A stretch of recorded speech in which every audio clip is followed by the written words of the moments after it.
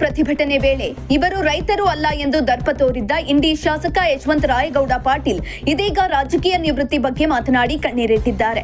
ಕಾರ್ಖಾನೆ ರೈತರ ಸಭೆಯಲ್ಲಿ ಕಣ್ಣೀರಿಟ್ಟ ಇಂಡಿ ಕಾಂಗ್ರೆಸ್ ಶಾಸಕ ಯಶವಂತರಾಯಗೌಡ ಪಾಟೀಲ್ ಅವರು, ನಾನು ಬಹಳ ಶಾರ್ಟ್ ಆಗಿ ಯೋಚಿಸಿ ಈ ತೀರ್ಮಾನ ತೆಗೆದುಕೊಂಡಿದ್ದೇನೆ. ಈಗ ಹೇಳೋದು ಬೇಡ ಎಂದರು. I have decided. ಸಾರ್ವಜನಿಕ ಜೀವನದಲ್ಲಿ ನಮ್ಮಂಥವರು ಬಹಳ ದಿನ ಉಳಿಯುವುದಿಲ್ಲ.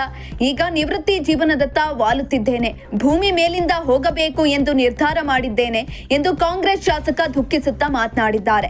ಈ ವೇಳೆ ರೈತರು ಅಳಬೇಡಿ, ನಾವು ನಿಮ್ಮ ಪರ ಇದ್ದೇವೆ ಎಂದು ಧೈರ್ಯ ತುಂಬಿದ್ದಾರೆ.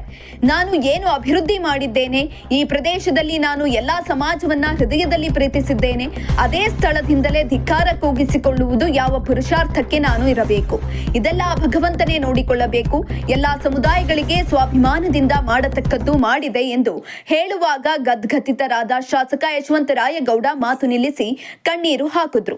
ಬಳಿಕ ಕಣ್ಣೀರು ಹಾಕುತ್ತಾ ಮಾತು ಮುಂದುವರಿಸಿ, ನಾನು ಭೂಮಿ ಮೇಲಿಂದ ಹೋಗಬೇಕು ಎಂದು ನಿರ್ಧಾರ ಮಾಡಿದ್ದೇನೆ.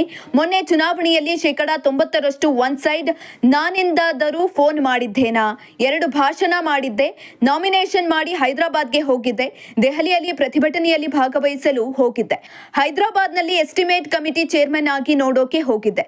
ಬಸವಣ್ಣ ಅಂಬೇಡ್ಕರ್ ಅವರಿಗೆ ಬಿಟ್ಟಿಲ್ಲ, ನನ್ನಂಥವರನ್ನ ಬಿಡ್ತಾರ. ಆದರೆ ಈ ತಾಲೂಕಿನ ಜನ ಹೃದಯವಂತರಿದ್ದಾರೆ ಎಂದು ಹೇಳಿದರು.